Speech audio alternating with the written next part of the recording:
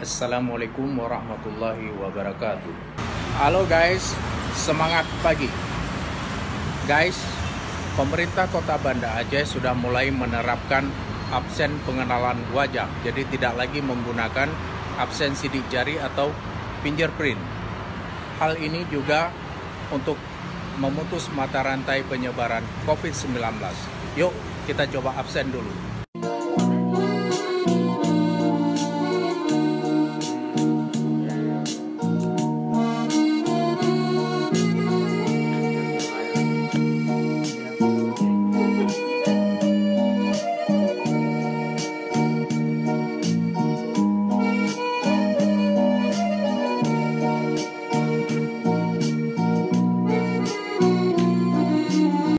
Oke, sukses guys.